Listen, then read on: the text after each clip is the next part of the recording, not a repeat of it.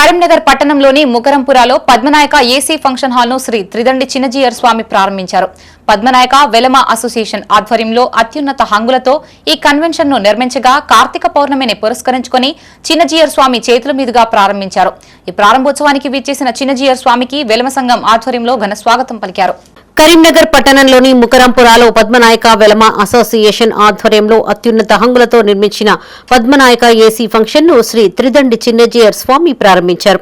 ఈ సందర్భంగా convention hall కు విచ్చేసిన చిన్నజీయర్ స్వామికి వెలమ సంఘం ఆధ్వర్యంలో ఘన స్వాగతం పలికారు. అనంతరం ఏసీ కన్వెన్షన్ హాల్ ఆవరణలో రాములూరి కళ్యాణం హోమ కార్యక్రమాలు నిర్వహించారు. అనంతరం చిన్నజీయర్ స్వామి మాట్లాడుతూ అత్యంత పవిత్రమైన కార్తీక పౌర్ణమి రోజు ఏ పనులు ప్రారంభించినా శుభప్రాయంగా ముందుకు సాగుతాయన్నారు. అత్యంత వైభవంగా ఈ కన్వెన్షన్ ను నిర్మించారన్నారు. కాగా ఈ కన్వెన్షన్ లో కరీంనగర్ జిల్లా కొడిమ్యాలకు చెందిన యాచమనేని కిరణ్ రావు వారి పిల్లలు ప్రతీష్ ప్రద్యుమ్న జ్ఞాపకార్థం 60 లక్షల రూపాయలతో హాల్ ను నిర్మించారు. ఈ హాలుకు యాచమనేని ప్రతీష్ ప్రద్యుమ్న కన్వెన్షన్ హాల్ గా నామకరణం చేశారు. హాలు నిర్మించిన యాచమనేని కిరణ్ రావును వెలమ సంఘం సభ్యులు ప్రారంభోత్సవ సందర్భంగా ఘనంగా సత్కరించారు.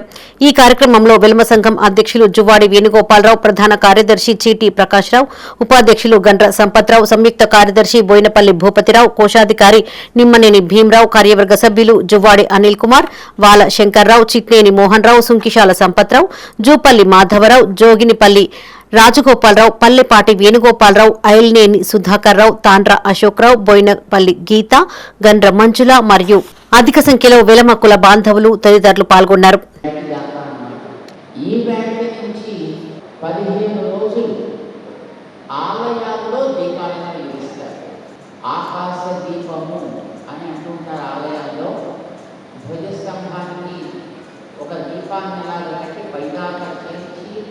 దేవతలకందరికీ కూడా అది ఒక గుర్తుగా అట్టే పెడతారు.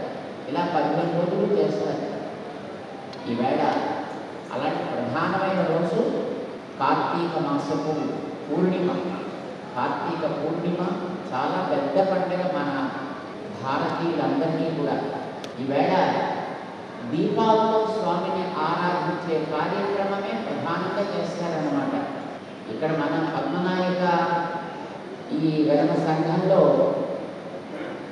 వసంత నవరాత్రాలకి మేము ఇక్కడికి వచ్చినప్పుడు గతంలో ఏడాది క్రితం దీనికి శిలాన్యాసం చేయాలి, శంకుస్థాపన చేయాలి అని మా వేణుగోపాలరావు గారు వారితో పాటు పెట్టినటువంటి కార్యవర్గ సభ్యులు అందరూ కూడా ఇక్కడికి తీసుకొచ్చారు. ఒక రాత్రి కూడా కార్యక్రమం జరిగింది.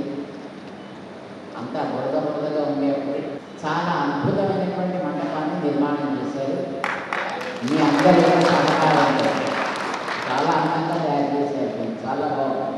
ఈ మధ్యన మేము మన శంషాబాద్ ముచ్చింతల ఆశ్రమంలో ఉండేటప్పుడు